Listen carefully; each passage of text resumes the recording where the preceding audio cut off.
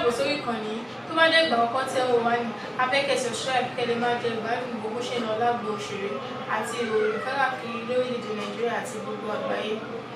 nípa bẹ́ẹ̀ òun náà ni wípé ọ̀rọ̀ ìjínigbé lórílẹ̀‐èdè Nàìjíríà, ọ̀rọ̀ ìfẹ̀míṣòfò lórílẹ̀‐èdè Nàìjíríà, ìṣekú oró pani lórílẹ̀‐èdè Nàìjíríà, a ṣèwádìí ìjìnlẹ̀ tó múnádóko, àwa rí i pé iná láwo ló ṣe lè mókè odògùn. àwọn èèyàn kan ló sọ wípé kí wọ́n máa ṣe lọ, àwọn ń bẹ lẹ́yìn wọn.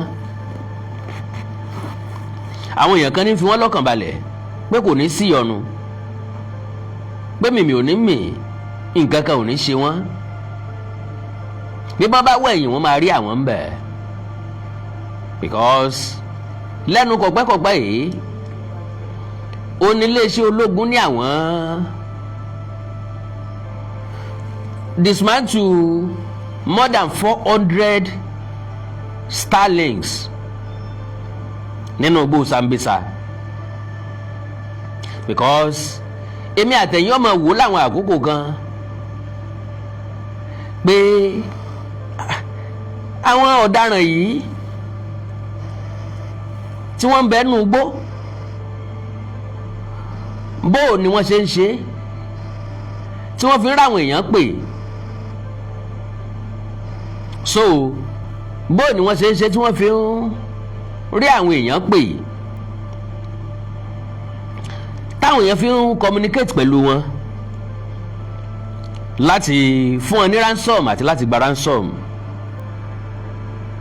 gbogbo ìwádìí kìíní ọ̀hún ńlá gbìyànjú wá inú gbóná wà bó network ṣe ṣiṣẹ́ débẹ̀. a mọ̀ wípé Starlink ni wọ́n ń lò. iléeṣẹ́ ológun láwọn disconnect more than 400 Starlinks. ó túmọ̀ sí pé àwọn èèyàn kan ló register Starlinks yìí, kì í sáwọn onísùnmọ̀mí tí wọ́n ń bẹ́nu igbó. àwọn tí ń bẹ́nu ìgboro ni wọ́n register ẹ̀. bàbá wò dáadáa, àwọn èèyàn tó sowọ́ papọ̀ pẹ̀lú àwọn tí ń gbé sùnmọ̀mí àtàwọn tí wọ́n ń jìyàn gbé, ẹ rí i pé wọ́n pọ̀. lára wọn ni àwọn tí ń gbóúnjẹ lọ fún wọn, àwọn tí wọ́n ń kó nǹkan ìjà olóró lọ fún wọn, àwọn tí wọ́n ń sanwó fún wọn, àwọn tí wọ́n bá wọn kówó wọn tọ́jú. n ló jẹ́ kí n sọ wípé people and logistics, ṣe mọ̀ wípé ọ̀tọ̀ làwọn èèyàn, ọ̀tọ̀ logistic. àwọn kan ni wọ́n bá wọn gbowó láti ilẹ̀ òkèèrè.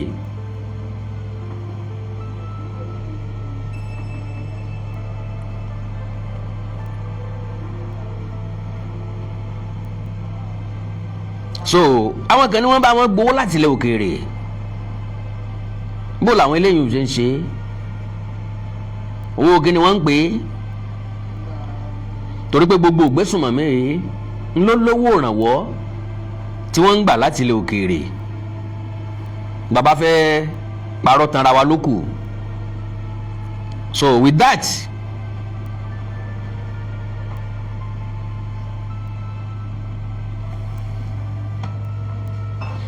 so pẹ̀lú eléyìí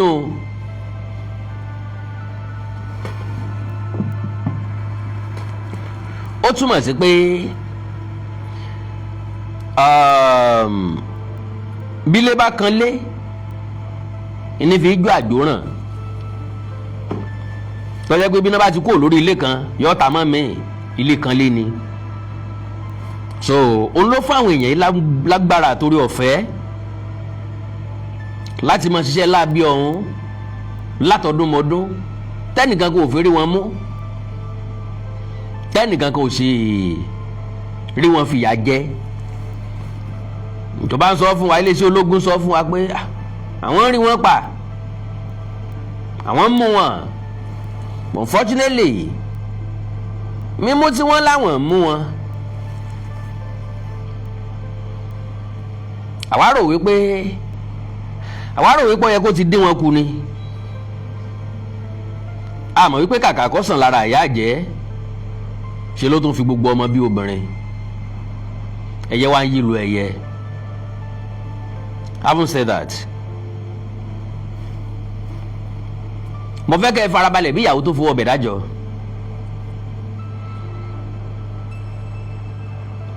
Ọ̀pọ̀lọpọ̀ àṣírí tọ́pọ̀lọpọ̀ èèyàn mọ̀ òun náà la máa tú lálẹ́ yìí.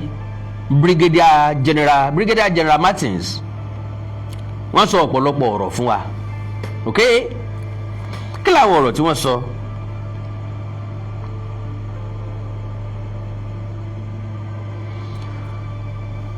Mo rí fọ́nrán ọ̀rẹ́ mi kan gbà. Ẹ jẹ́ n kọ́kọ́ play fọ́nrán yẹn. Now, ẹ jẹ́ gbọ́rọ̀ tí ọ̀rẹ́ mi sọ. Brigadier General Martins just confirmed what many of us suspected, but nobody wanted to say out loud. Boko Haram and ISWAP weren't just using Starlink.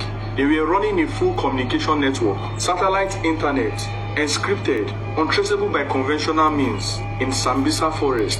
But here is the question that makes this story uncomfortable. Starlink doesn't sell itself. You need a registered account. You need a billing address. You need a payment method, card, bank transfer, mobile money. Ask yourself, whose name is on those accounts? Now, ẹ máa rí pé revelation ńlá ni. Iléeṣẹ́ ológun, according to Brigadier General Martins, wọ́n láwọn discover more than 400 Starlinks. Ọ̀rọ̀ Starlinks dàbí ọ̀rọ̀ ó tiẹ̀ tó le ju SIM card lọ.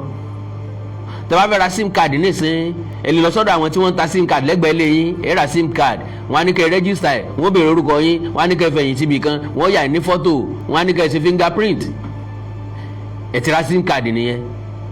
Ṣùgbọ́n tẹ́ bá fẹ́ ra Starlink, ẹ máa ní ìdí data, complete data yín. Ẹ ní ìdí bank account, ATM card tàbí bank transfer tó lórúkọ yín nínú. Then oríṣiríṣi nǹkan lẹ tó máa ní ìdí pẹ̀lú ẹ̀. Títa ni wọ́n lò tán fi rẹ́gísítà gbogbo Starlinks yẹn. Okọ̀ ta náà lò, details ta náà lò. Ó túmọ̀ sí pé òṣìṣẹ́ ń bẹ lóòrùn, ẹni tí ó jẹ́ ń bẹ ní bòójì. Àwọn tí ń kún wọn lọ́wọ́, tí ń ràn wọ́n lọ́wọ́, tí ń bá wọn ṣe bòójì ni wọ́n wà. Ẹ já gbọ́rọ̀ ọ̀gbẹ́ni tán. Names, foreign names, shell companies, or are we looking at a laundering structure so sophisticated it bypasses every KYC protocol SpaceX claims to have? The military says hundreds of civilian collaborators have been arrested, some willing, some coerced. But let's be very... Now, wọ́n ti ń sọ eléyìí fún wa láti bí ọjọ́ tó ti pẹ́. Gọ́ọ̀mẹ̀ntì Nàìjíríà máa ka líìsì orúkọ àwọn èèyàn tíjọba ni wọ́n wà behind the sùmọ̀mí gbígbé yìí.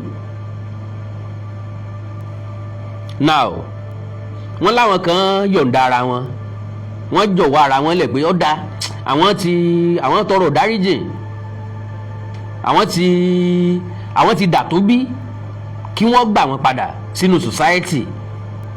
Wọ́n fi tìpátìkùkù mú àwọn kan.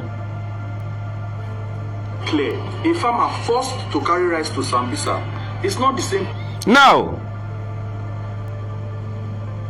ẹ já gbọ́rọ̀ lẹ́nu brigadier tí ẹnì ká kọ́kọ́ sọ ni àbí táwọn tó wà behind wọn kò sí lè ta kọ́kọ́ sọ tá àkọ́kọ́ sọ ń bẹ̀, but ó wà very very disturbing. Now, troops of Sector 2 operation say they have intercepted and recovered more than 400 Starlink communication devices allegedly used by Boko Haram and ISWAP terrorists across the northeast theater of operations. The sector commander, Brigadier General Martins, disclosed this during a briefing with the first correspondent on ongoing intelligence-driven strangulation operations targeting terrorist logistics and communication networks. Now, according to this man, wọ́n discover, wọ́n seize ẹ̀. Ìwádìí wo ni wọ́n ti ṣe láti May 12 nípa registration àwọn Starlinks yẹn, èèyàn mélòó wọ́n ti arrest, ọkọ̀ wo ni wọ́n fi register, details wo ni wọ́n lò. Èmi rò wípé iléeṣẹ́ ológun yẹ kí wọ́n ṣe jù bẹ́ẹ̀ lọ.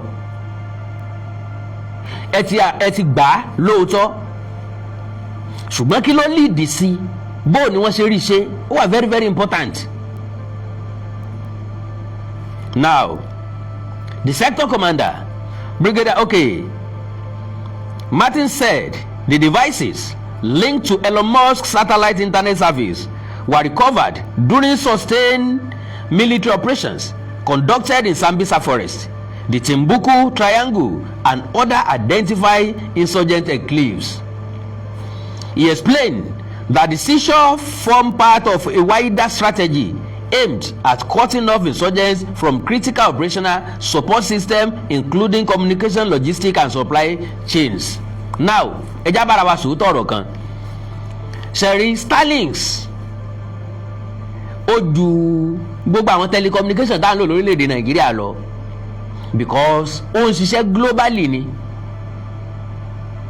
Ìyẹn túmọ̀ sí pé Starlink tẹ́ ń lò ní Nàìjíríà, you can actually use it in Chad, in Cameroon, and any other part.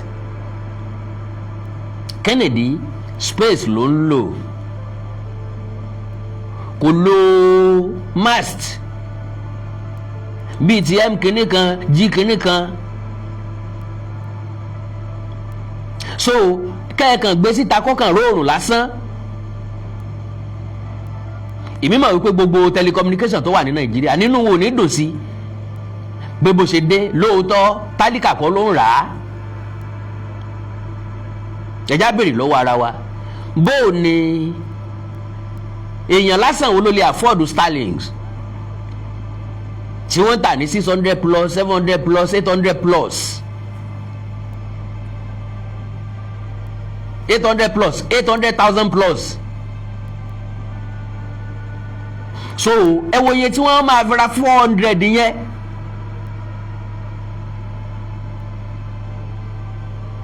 So tálíkà ò lè rà á, ẹni tíṣẹ́ ò jẹ mọ́ nẹ́tíwọ̀kì lílò púpọ̀ kò lè rà á, kò ní ìdí ẹ̀, yàtọ̀ sólówó ọlọ́lá ọlọ́rọ̀.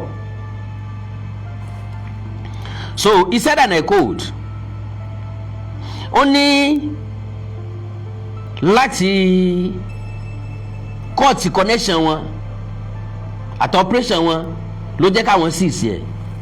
Ṣé gbogbo eléyìí tí wọ́n rà ni wọ́n síìsì?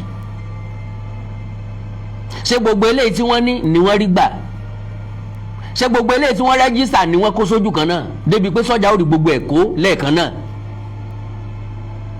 All right, he said, and I quote, the livelihood of terrorist activities is logistics resupply, and we are deliberately denied them freedom of movement for supplies, communication equipment, fuel, and other operational materials across the theatre.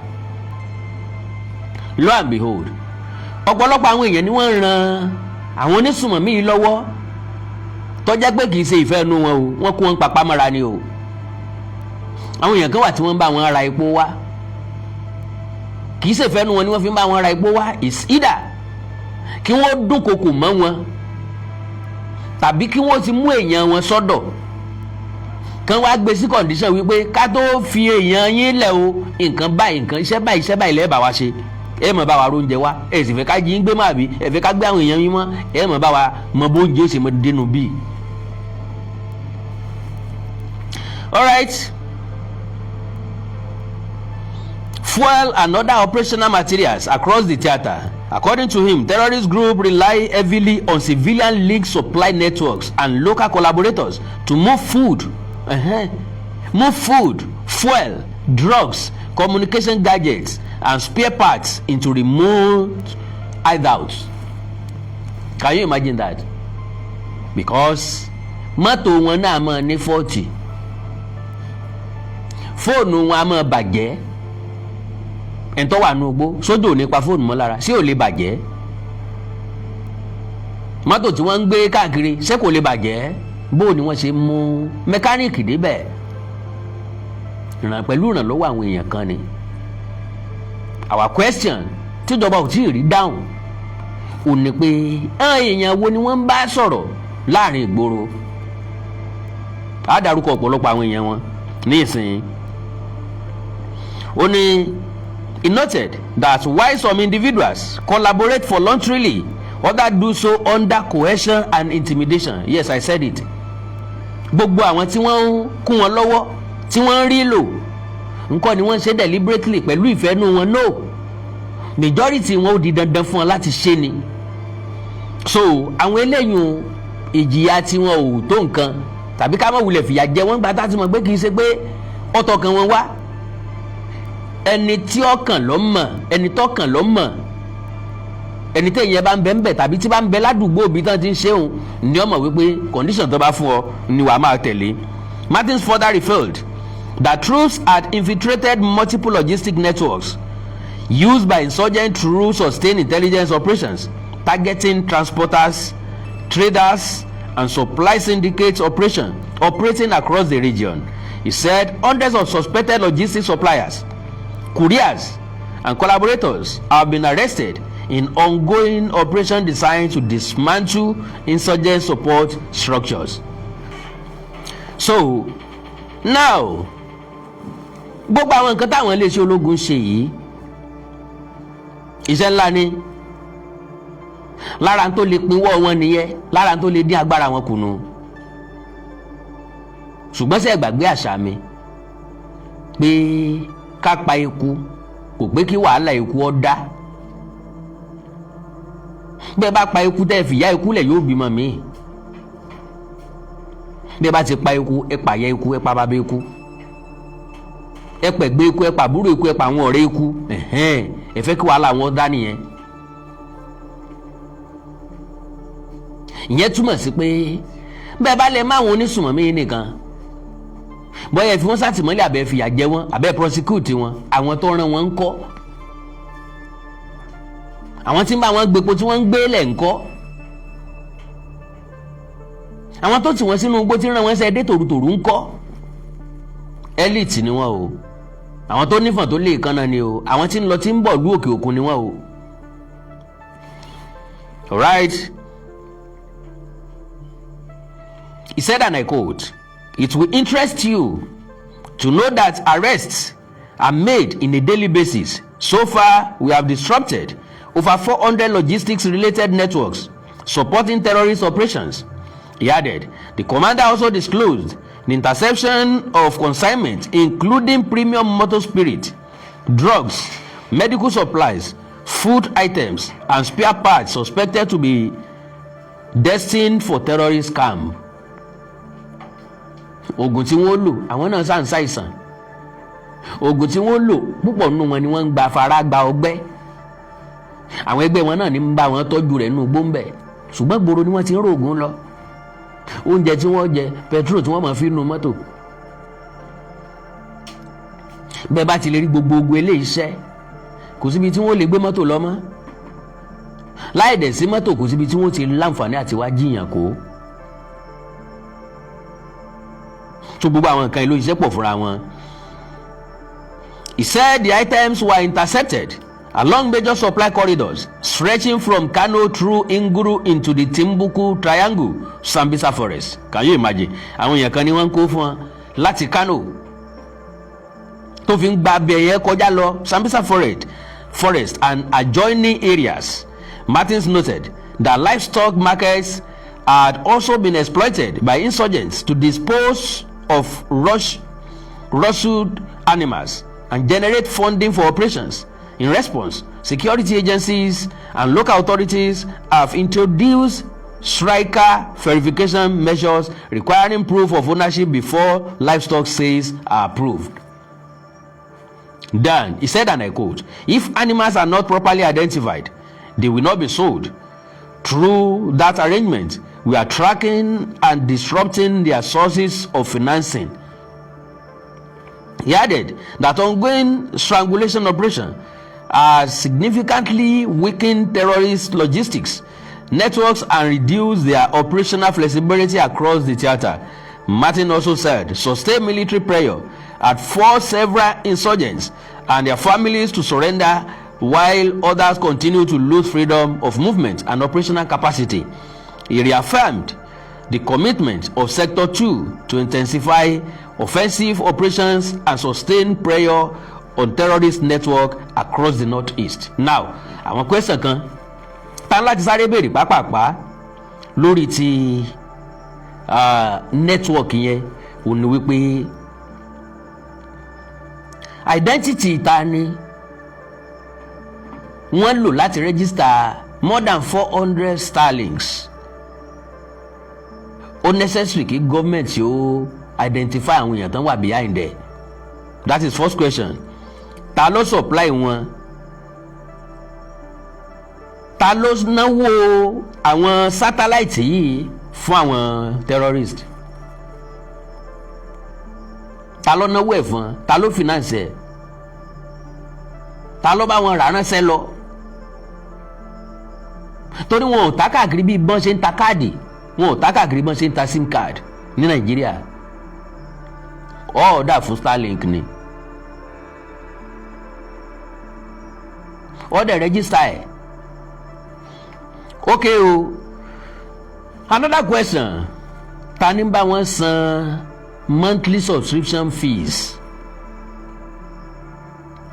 Bẹ́ẹ̀ bá sára data ẹ subscribe nígbà tó ṣùgbọ́n parí bẹ́ẹ̀ náà ni Starlink. Ta ni bá wọn subscribe sí tí network wọn ò fi kú data ò tán bẹ́ẹ̀ wọ́n dẹ̀ ń rí lò month in month out.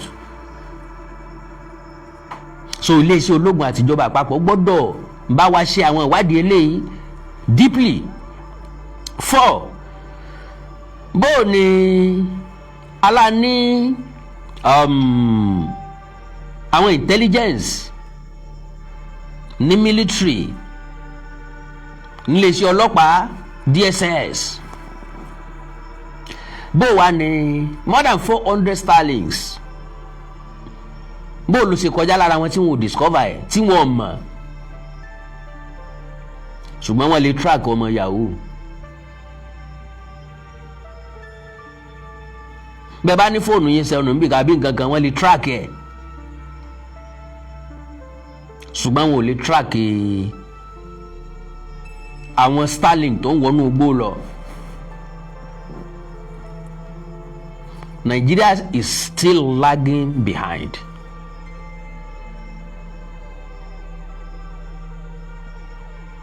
Are you getting me? Oh, ẹnìkan sọ̀rọ̀ kan o pé tí wọ́n bá jí ọmọ gbé ní London. Oh, kí ló pe aláàtì yẹn ṣé bọ́ńpà aláàtì ló pé ó ló máa dún lórí gbogbo fóònù ẹni tó wà nínú kọ́ńtírì yẹn. Ìbá jẹ́ lórí fóònù, ìbá jẹ́ nínú mọ́tò ló wà, nínú rédíò ó máa dún at the same time. Yóò dẹ̀ sọ fún yín pé ọmọ kan báyìí là ń wá o, ìgbà tá a rí gbẹ̀yìn lélẹ́yìí, ibi tá a ti rí gbẹ̀yìn lélẹ́yìí. Within few hours wọ́n gbọ́dọ̀ rí ọmọ yẹn jáde. Amber alert. Bọ́mọ bá nù ní Nàìjíríà ó lọ rárá fẹ́ ni o. Ẹ̀gbọ́n tí mo sọ ni wọ́n gbé ọmọ lórí ipò lẹ́kọ̀ọ́. Mọ́mí mi mo fẹ́ tú. Ìyá rẹ̀ sì gbé pò fún níwájú ìta kò ṣe lẹ́yìn kò lè lé o níwájú ìta. Ìyá yìí sì wọlé kó tó jáde wọ́n ti gbé ọmọ lọ pẹ̀lú pò. Ní Nàìjíríà tá a wà yìí kì í ṣètàn wọn ò sọ nítàn o akàníròyìn ni. Bóyá sáìdì kò sọ fẹ́ or something. Wọn ò gbé ọmọ kúrò lórí pò wọ́n gbé lọ pẹ̀lú pò.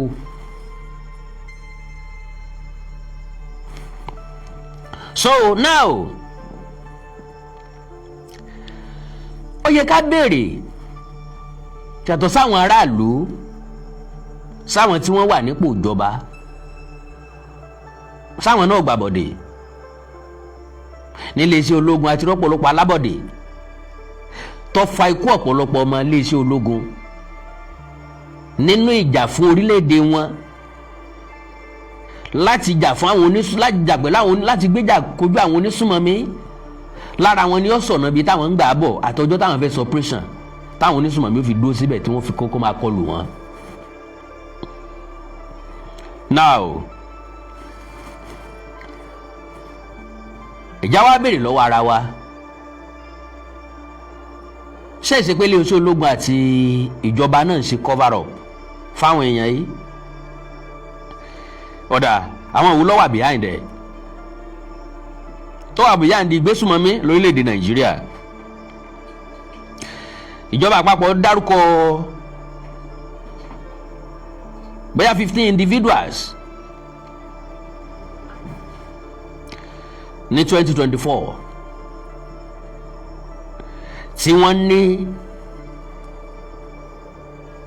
ní àjọṣepọ̀ pẹ̀lú àwọn onísùnmọ̀mí yìí. Àwọn ni wọ́n ń finance wọn. Ṣé wọn pẹ́ tí ó fẹ́ kíjà ó tán ni mò ń finance ìjà. Ekele jẹ ẹ bá ń gbóúnjẹ lọ fún wọn ń gbóúnjẹ bọ̀. Bẹ́ẹ̀ bá jẹun tán ẹ mú nǹkan lé wọ́n ń gbẹ̀mú bọ̀. Ẹ máa jẹ ẹ máa mu ẹ máa yìnbọn. Ẹ má gbà fún ọ ọwọ́ wọn ò sì gbọ́dọ̀ dùn yín ẹ má dáwọ́ dúró títí tẹ́tọ̀ wá fi tẹ̀ à lọ́wọ́ wọn ò tí ì bá mi sọ̀rọ̀ ẹ sá máa jà lọ́nà. Àwọn kan ní bẹ́ẹ̀ ok ńgbà tí wọ́n kó líìsì ọ̀njọ́ àwọn tí wọ́n sọ ní túkọ̀ màmú ṣé wọn ò dá mọ̀ ni ǹjẹ́ wọ́n ti arrest ẹ̀ Yusuf Gazali Muhammad Sani Abubakar Muhammad Salaudeen Hasan Adamu Ishaq Hassana Oyisa Isa Abdulkarim Musa Umar Abdullahi. Ok ọ̀dà iléeṣẹ́ mẹ́fà níjọba àpapọ̀ láwọn mú jáde tí wọ́n ń finance àwọn onísùnmọ̀mí ní Nàìjíríà. Iléeṣẹ́ mẹ́fà ọ̀hún bó bá jẹ́mi ní ààrẹ yàtọ̀ sí pé wọ́n ti gba láísẹ̀sì gbogbo iléeṣẹ́ ọ̀hún àkọ́kọ́ nìyẹn. Ẹlẹ́ẹ̀kejì ni pé wọ́n ti forfeit gbogbo iṣẹ́ wọn pátápátá fúnjọba torí wọ́n wà nú ẹni tó dá ẹ̀mí ọ̀pọ̀lọpọ̀ èèyàn légbodò. Bí àwọn ò bá finance wọn ìgbésùnmọ̀mí ó ti rọlẹ̀ tipẹ́tipẹ́. So now àwọn náà ni bureau de change àwọn bureau de change operators wọ́n wà ń bẹ̀ alright lára wọn ni West and East Africa General Trading Company Limited. Àwọn yẹn send like $700,000 sí wọn. Okay, Settings Bureau de Change Limited, G Side General Enterprises, Desert Exchange Ventures Limited, Eagle Square General Trading Company Limited àti Alpha Exchange BDC. Àti finance ìgbésùnmọ̀mí lókè ọya nìyẹn lórílẹ̀‐èdè Nàìjíríà rather tí wọ́n ń tọ̀mẹ́ǹtì ìjọba years in years out. Oríṣiríṣi ìjọba ló ti takùn wọn tì Tinubu ló kù tá wá díẹ̀ bí ẹrù.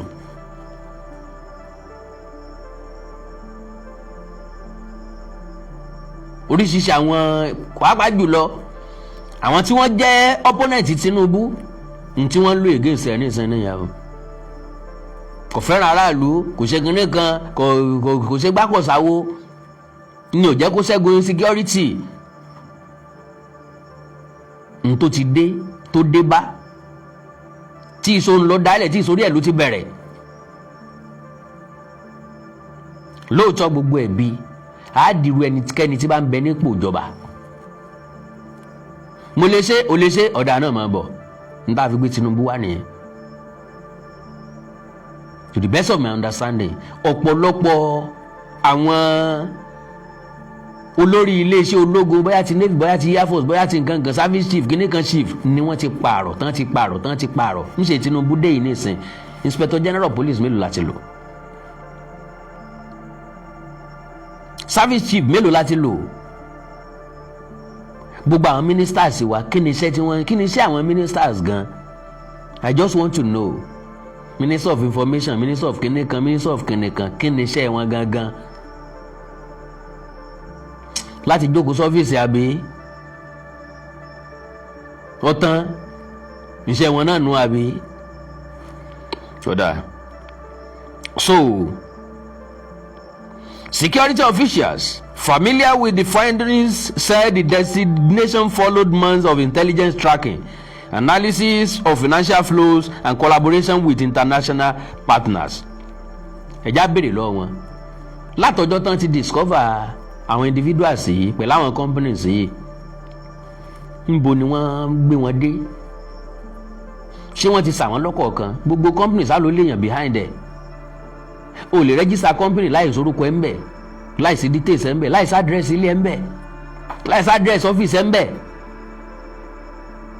ṣé wọ́n ti trace àwọn èèyàn yìí lọ́lé ṣé wọ́n bá wọn ṣé wọ́n ti kó wọn ṣé wọ́n ti tilẹ̀kùn ọ́fíìsì wọn ṣé wọ́n ti tilẹ̀kùn iléeṣẹ́ wọn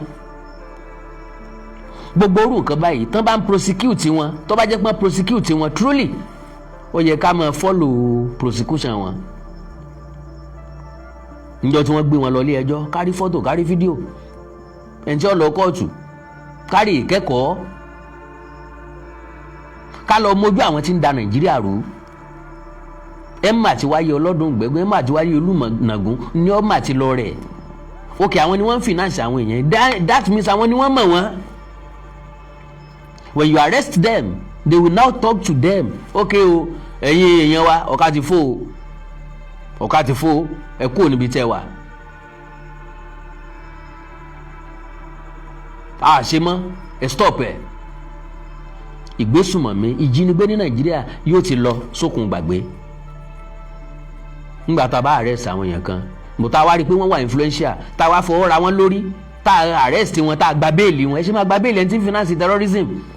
How will you collect their bail?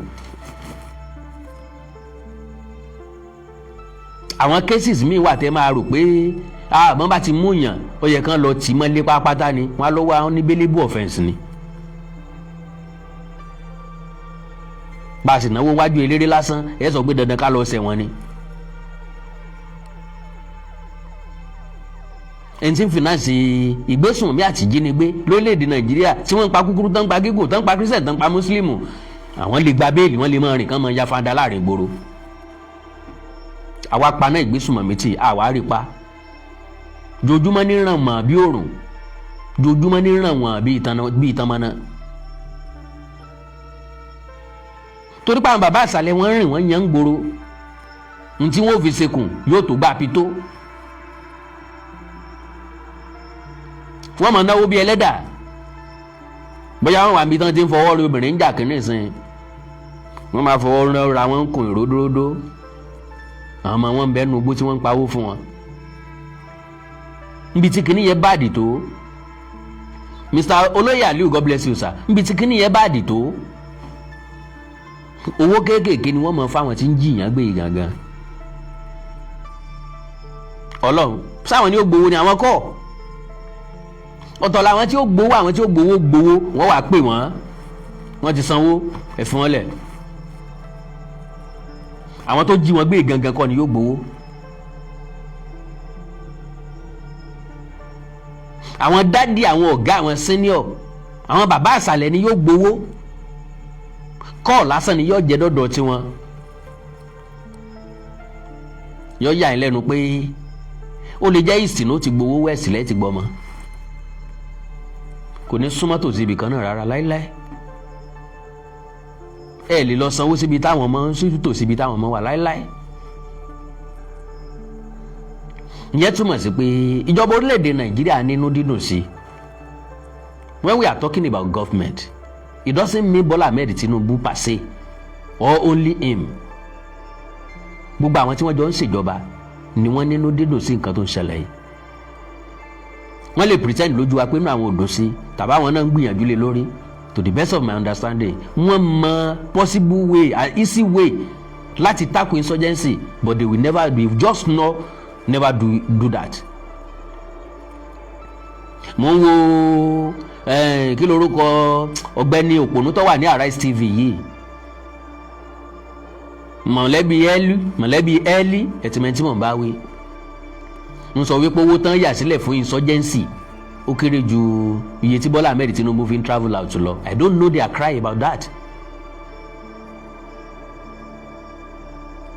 Kò sẹ́yìn tó sunkún gba tí Buhari ń lọ sókè ò tí ń lọ odò, ó ní iye tí Buhari gbé lọ hospital ńgbà tó wà nílé ìjọ tó wà lórí ipò gẹ́gẹ́ bí ààrẹ, almost 150 something days ní Buhari lò lórí bed, lórí sick bed. Ó dẹ̀ jẹ́ president Nàìjíríà. Ńbo làwọn Eli wà nígbà náà? Ńbo làwọn Rufai wà nígbà náà?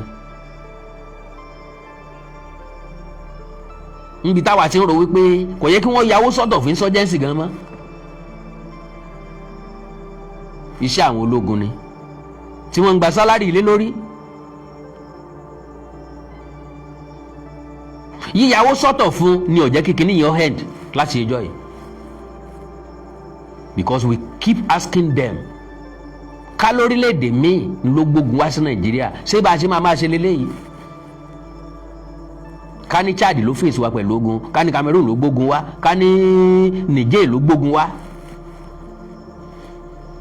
ṣé bá a ṣe ṣẹ́gun ti leléyìí? Tá a máa dájọ́ sí i, tá a máa allocate owó fún lọ́dọọdún, níbi tẹ́ ń pọ́ǹpù owó sí kó lè parí náà o. Tẹ́ bá ti sinmi ẹ̀ ní pọ́ǹpù owó síbẹ̀ mọ́ náà o. Báwo la ṣe fẹ́ máa sọ̀rọ̀ bẹ́ẹ̀ nípa àkínsọ ọmọ Nàìjíríà, bẹ́ẹ̀ nípa àwa mọ̀ wá Nàìjíríà.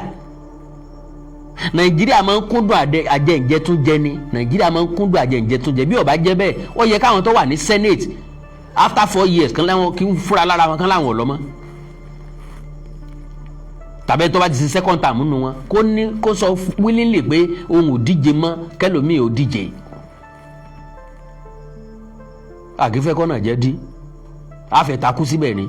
Ọrùn sùlàpàrọ̀ òkú lé, ibi ni máa kú sí, bóyá ló máa délé. So insurgency ní Nàìjíríà àpapín ni o. Gbogbo àwọn tí mo kà á lẹ̀ yìí ṣèjọba ti arrest wọn. Tán bá ti arrest wọn, gbogbo àwọn Starlink tán náà gbà yìí ṣèjọba ti wo àwọn orúkọ tó link mọ́ àwọn tó bá wọn register ẹ̀. Kò sí nǹkan tí ò ṣe wádìí. Gbogbo kọ́ pàápàá ló ní rẹ́kọ̀dù lọ́dọ̀ telecommunication companies.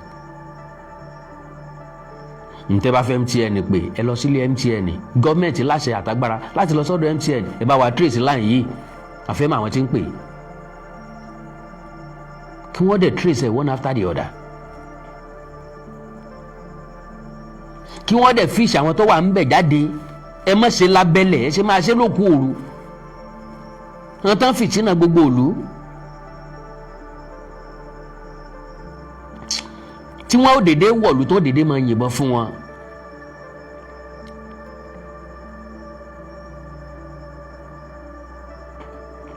Gbogbo àwọn tó ń ṣe bẹ́ẹ̀ ní Nàìjíríà, wọ́n láwọn tí wọ́n ń wò lókè òkun o. So ó ti wá di business lórílẹ̀‐èdè Nàìjíríà.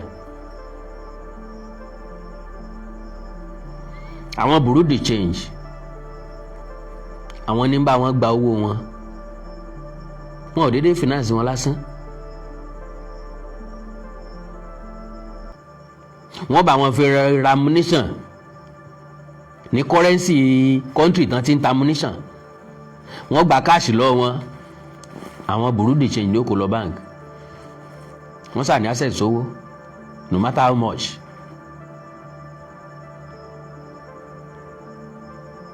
Tó bá jẹ́ orílẹ̀-èdè tí wọ́n ní ìtumọ̀ ni, Nàìjíríà ò ní ìtumọ̀. Sorry to say, orílẹ̀-èdè wa ni kò síbi tá a fẹ́ lọ bọ́, Nàìjíríà ò ní ìtumọ̀.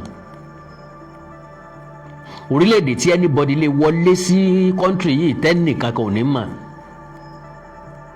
ní Nàìjíríà. Àbí wọ́n parọ́ ni? Majority èèyàn ló ti wọlé lónìí àmọ́. majority èèyàn ló wọlé sí ìpínlẹ̀ Ọ̀ṣun lónìí àmọ́ majority èèyàn ló wọlé sí ìpínlẹ̀ Ọ̀yọ́ lónìí àmọ́ gba àwọn orílẹ̀-èdè kan bẹ tó jẹ́ African countries kò sí ẹni tó wọlé sí country wọn tí wọ́n mọ̀. Egypt ńlẹ̀ńlẹ̀ ń bẹ̀ wọn kó o tó ní access sí phone wọn ò rí visa tó fi wọlé sọ́dọ̀ wọn. ó gbádùn mi kó o tó lè ní access sí phone wọn ò rí visa tó fi wọlé sọ́dọ̀ wọn wọ́n dẹ̀ wòye ọdún tí wọ́n wòye oṣù tí ń bẹ lórí visa ẹ̀ iye sim card yẹn ni wọ́n tà fún ọ.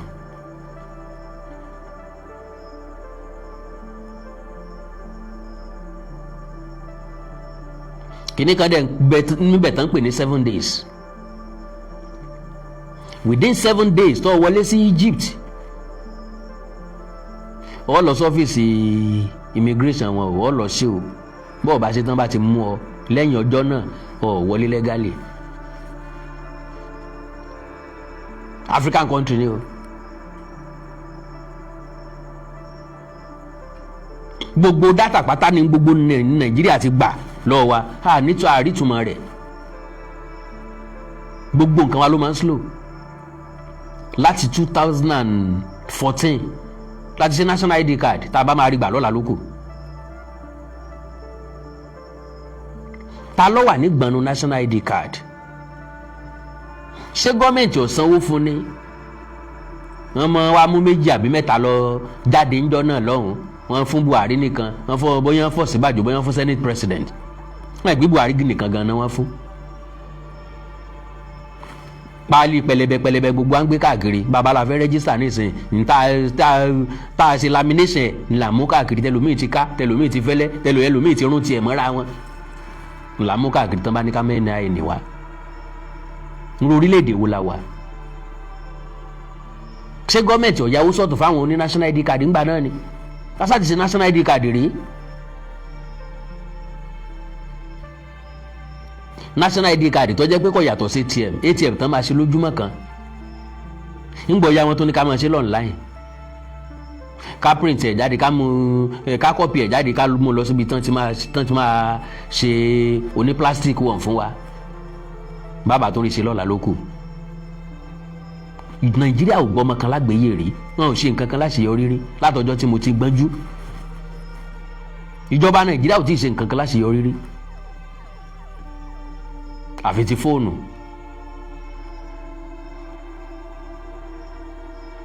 Telecommunication torí pé kì í dẹ̀ ṣe Nàìjíríà náà ní fóònù ti ń wá wọn ò ṣe ní Nàìjíríà wọn ń kó wá Nàìjíríà ni àwọn ẹni ẹlẹ́ni ń tà wọ́n ń pawó ni tó bá jẹ́ Nàìjíríà ni ó ṣe ni wọ́n ṣe fóònù mi láàbọ̀ wọn ò ní pa awẹ́ fóònù mi lẹ́ẹ̀mọ̀ ra awẹ́ kan lẹ́ẹ̀mọ̀ ra ẹ lọ́ọ́ mọ̀ ra yòókù China ni so kò sí nǹkan tó lé ságbára àwọn onísùmọ̀mí agbára àwọn ajínigbé sọ́jà agbára sọ́jà lọ ni bó bá ti jágbára sọ́jà lọ ẹja gba yúnífọ̀mù lọ́rùn wọn ká gbádá sí wọn lọ́rùn kò sí tó lé ń bẹ̀ tá bá fìyàn jó yàwùrì tí ò lè gbádìí ẹ gbogbo ẹni tó máa jẹ́ sọ́jà gbọ́dọ̀ jẹ́ smart àtàmọ́tàsé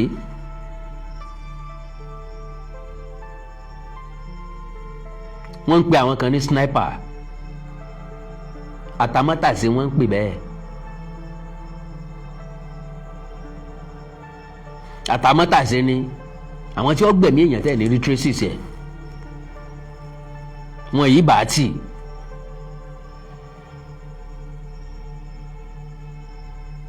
ó yẹ kó wà nù sọ́jà tiwa náà wọ́n wà nù sọ́jà l'Amẹ́ríkà orílẹ̀-èdè l'Amẹ́ríkà láyé orílẹ̀-èdè ní country yẹn America is a great country well the greatest country so far wọ́n torí Osama bin Laden wọ́n dẹ̀ train ní àwọn special navy wọ́n pè wọ́n ní SEAL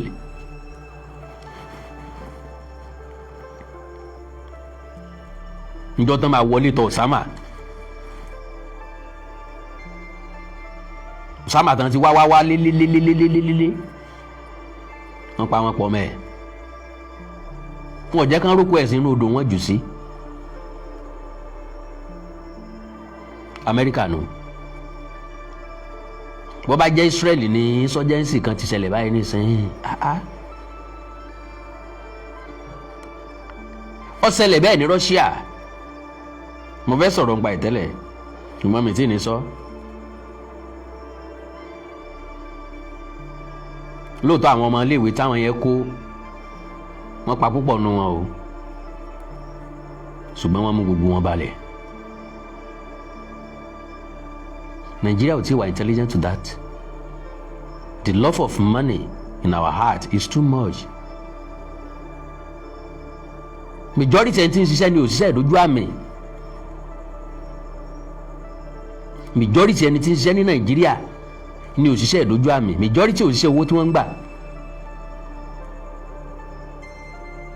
Owó yẹn ò wá fùnà wọn àrí fi ṣe nǹkan torí pé wọ́n ti gbàgbé àlùbáríkà. Ntí Yorùbá sọ ni pé iṣẹ́ tó bá ti gbàágùn lójú ẹni ó yẹ kó wá ń jẹ fún ni. Iṣẹ́ tó bá ti gbàágùn lójú ẹni ó yẹ kó wá ń jẹ fún ni. Majority wọ́n fẹ́ làágùn ká tó rówó. Iṣẹ́ tó yẹ kó ga sọ́jà ó ṣe yọ ọ̀ràn máa lọ ni. Ọmọ tí wọ́n rán ò lè dójú ọ̀nà kó dúró. Tó sọ pé gbogbo iṣẹ́ tó bá le náà máa rán lúwa rẹ̀ àwọn náà ò sì rán máa wọn lọ. Tó wọ́n lọ jókòó sábẹ́ igi kan tó yóò sì padà wá yóò lóun ti ṣe. Ní padà wá ń sílé wa lórí nìsín. Àwọn ọlọ́pàá òṣìṣẹ́ ṣúẹ́ṣúẹ́ wọ́n fi yòókù lẹ̀ fún yín. Nígbà tẹ́ ẹ kẹ́jọ́ lọ sọ́dọ̀ ọlọ́pàá tó yẹ kí wọ́n wá lé yín kí wọ́n wá bẹ́lẹ̀ yín wò tán tó ń rẹ́ ni tẹ́ wá fẹjọ́ sùn pé kó lọ ya fọ́tò wá. Ẹ ti rẹ́ nìkan tí ó rojọ́ ọmọ rẹ̀ lẹ́sẹ̀ rí. Ẹ ti rẹ́ nìkan tí ó rojọ́ ẹ̀bí mọ́ rẹ̀. So ìjínigbé ní Nàìjíríà lucrative business ni. Ilé ìtọ́ka wa tá a fi ń rojọ́ tá a fi ń satótónu òun náà ni tàwọn ọmọ ọlọ́mọ tí wọ́n kó sínú igbó yìí 39 children. Ọlọ́run ní jẹ́ kẹ́nìkan kan ní wọ́n sọmọ nù o. Láti May 15 ni wọ́n ti kó àwọn ọmọ yìí òní ní June 1st. Wọ́n kájọ́ lọ náà nìyẹn o. Mo rí píṣọ̀ kan lórí social media lónìí tí wọ́n sọ pé táwọn ọmọ yẹn ni Ọlọ́run ní jẹ́ kó jẹ́ tiwọn kò tí ẹ̀ ní jẹ́ tiwọn propaganda ni.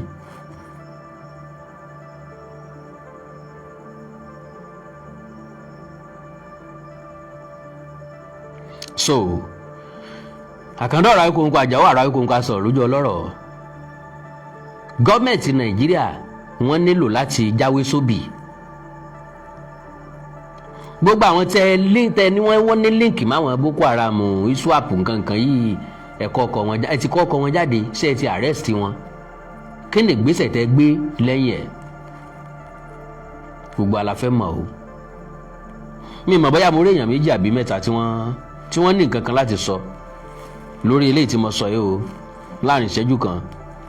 +234 915 147 9599 +234 915 147 9599 àti +234 904 851 9362 +234 904 851 9362 nọ́mbà tẹ́ máa láǹfààní láti pè mí sí nìyẹn láàrin ìṣẹ́jú méjì péré. N ò fẹ́ máa pẹ́ lórí program tí fi máa lọ. Àbí kí làgbẹ́ ń ṣe lóko tí ń dòrò àfẹ́lẹ́ tó fẹ́ wáṣọ ẹgbẹ́ ẹ̀. Hello sir. Hello. Awikonko. Yes sir. Hello Awikonko. Yes sir. Ẹ ṣe wọ ẹ kúṣẹ́ ọpọlọ o. Yes sir. Ọpọlọ yín ò ní jọba. Àmín o. Ẹ ti sọjú abẹ́ ń kó. Nǹkan tó ń ṣẹlẹ̀ ní Nàìjíríà lẹ́sọ̀ yẹn. Ẹ ti gbọ́. Yes sir. Ṣe rí níbí ìlú tí mo wà ń bí àwọn skul wọn lọ́lọ́pàá àwọn ẹranko ní ọlọ́pàá. Mo ń bọ̀ láti ibi iṣẹ́ ńjọ́ kan láàárọ̀ ọjọ́ kan ìjọ Sunday ajá mo rò pé ó escape from ilé olówó ẹ̀ ó wá ní express highway. Ṣé nígbà tí mo dé bẹ̀ àwọn ọlọ́pàá tí mo bá tán fẹ́ mú ajá yìí mọ́tò wọn tó fọ́.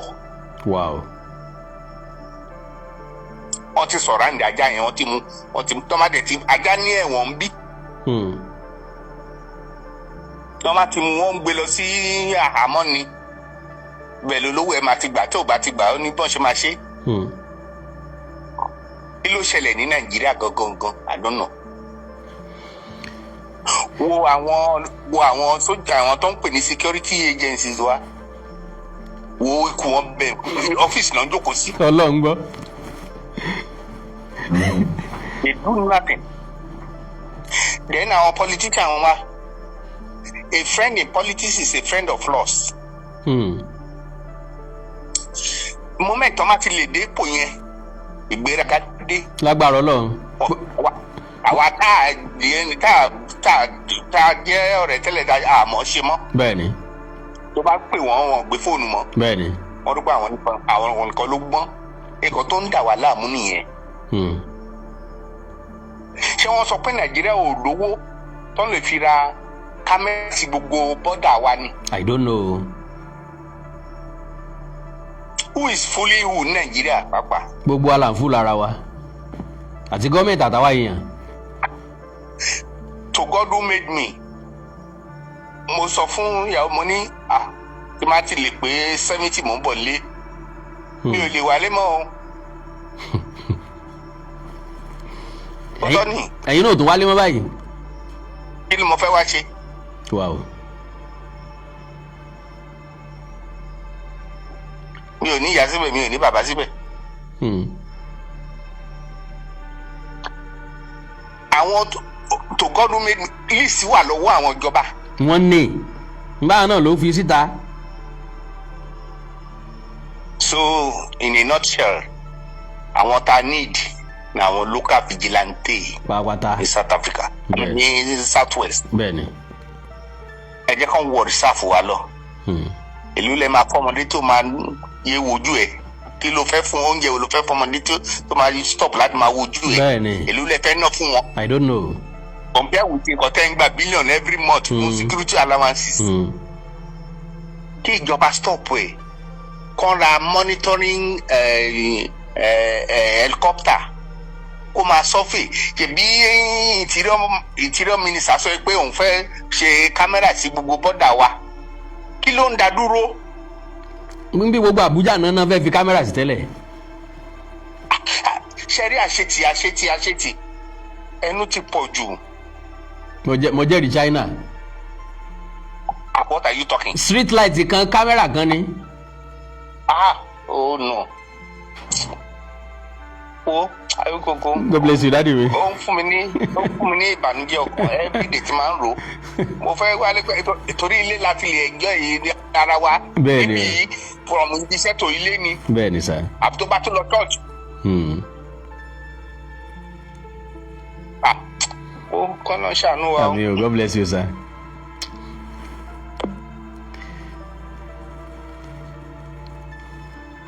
Mr. Yomi Benson, Charlie pè mí padà. Call me back, let me pick it and go, man. Nigeria. Ọlọ́ni ó ṣàánú wa. Àṣírí bò mí lọ. Àwọn tó wà l'Amẹ́ríkà náà tó láwọn wà límọ̀ yìí. Bọ́ọ̀ lọ́ọ̀ fẹ́ lọ Amẹ́ríkà owó dà. Ẹnìkan lọ́lọ́run ní Amẹ́ríkà lè wọ̀ mí. Bó bá jẹ́ wọ̀ mí tí nǹkan kan tí Nàìjíríà bá jẹ́ wọ̀ mí.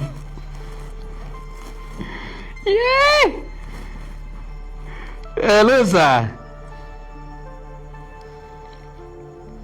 Hello. Abawi Konko. Yes sir. Makale Makweto. Àwa ni o. Mo kàn ní question kan which is the mo no anyway. Okay sir. Pé ṣé bí Nigerian president. Ṣé bí system Nigerian way of governing wa. Ṣé bí system America náà ní àtẹ̀lé àbí. Bẹ́ẹ̀ni. President dẹ̀ ní executive order. Bẹ́ẹ̀ni. So, without going to the legislative, why can't President Tinubu just say, okay, òun sign executive order yìí pé gbogbo anybody nto bá fi, I don't care who you are, bóyá mùsùlùmí bóyá gbàgbọ́ n tó bá fi lè mú ẹ tó ti jẹ́ pé òun ní àwọn aráàlú lára àgàgà àwọn afẹ̀míṣòfò wọ̀nyí kò sí ọ̀rọ̀ ẹ̀ ò tiẹ̀ nọ́rọ̀ kọ́ọ̀tù wọ́n lọ pa ẹni wọ́n máa fẹ̀yìn ẹ̀ tàgbà. wàláì gbogbo àwọn tán wà behind ẹ yìí tán list wọn yìí o ó yẹ kán gba owó wọn kán gbaṣẹ́ wọn kán dẹ̀ pa gbogbo wọn. gbogbo wọn bámbàm tẹ́rí tó bá mú kan nù wọn tó fi wọ́n ṣe example ẹ̀rù á bà wọn yòókù. àǹkan tí gbogbo bọ́dà tó sọ̀ráǹdì àwọn ṣẹ́ bọ́dà yẹn èmi ní Chad o èmi ní Niger o èmi ní close gbogbo ẹ̀ close it down. No coming in, no going out. This is the time for us to do this because like I said tí Tinubu bá ṣetán ọdún mẹ́jọ ẹ̀ ìyà máa jẹ wá o. ọlọ́mọ fi ìyà jẹ wá. ìyà jẹ wá o nítorí àwa ara wa là ń fi ìyà jẹra wa. bẹ́ẹ̀ni. bàbá Ògúndé ti sọ tẹ́lẹ̀ pé Yorùbá ló ń fi ìyà jẹra wọn. bẹ́ẹ̀ni. olórin kan Alhaji Barrister ti sọ ọ́ ní Yorùbá ló fi ìyà jẹ Abíọ́lá wáì tó fi já wa là ń ṣera wa. àwa ni ikú náà ní bẹ́ẹ̀ bí àdá. àwa ti ń ṣera wa báyìí. àdé máa lọ hide a máa hide behind the religion. àmì ò fẹ́ sọ̀rọ̀ nítorí wọn ní Mùsùlùmù ni. ẹ fẹ́ run for ẹ fẹ́ select candidate for president Muslim Christian. No.